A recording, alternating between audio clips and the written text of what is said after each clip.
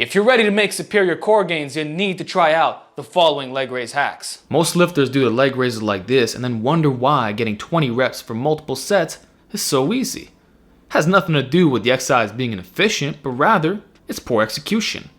This common form includes 3 variables that provide a false sense of progression. 1, the anterior pelvic tilt.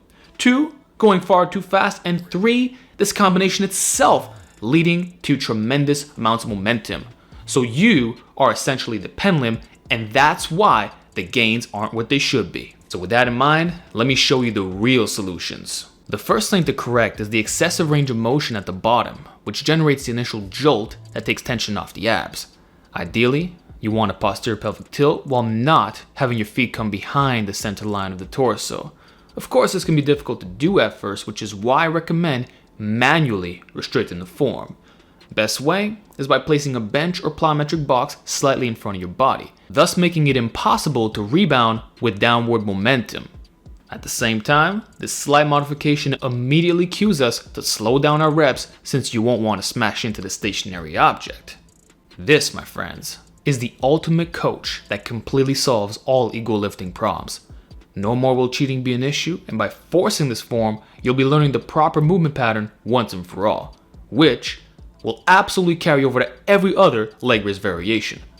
So a good way to envision this is to simply scoop your legs up rather than dragging them up in a vertical line. With that, you should be all set. Prepare to feel your abs a lot more while greatly increasing the difficulty of your leg raises.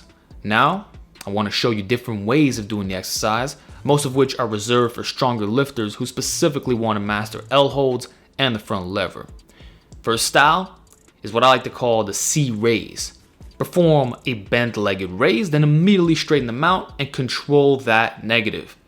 You'll feel an intense contraction with the time to tension really being heightened. So feel free to pause your repetitions while going higher up on the pull-up bar. But what I've found to be the most effective is doing this off dip bars. This is way harder, especially at the end of a workout. So prepare for crazy instability with your triceps and upper back getting lit up as well.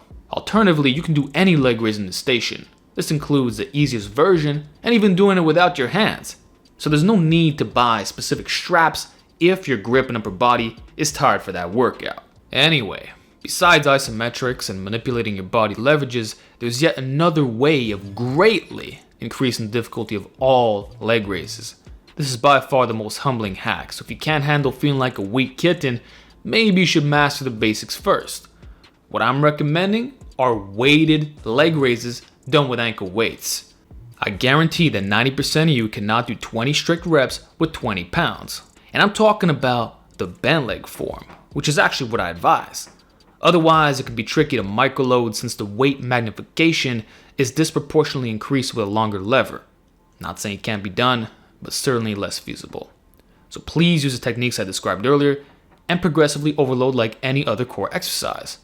With time, you'll get so strong that most weightless exercises will be far too easy. Not to mention the amazing carryover to overall calisthenics performance. And that's how you humble yourself. Everything from weighted leg raises to all the many variations will do a much better job at building that core strength compared to the traditional ways that obviously have many flaws. So I really hope you give these techniques a shot and let me know how it goes.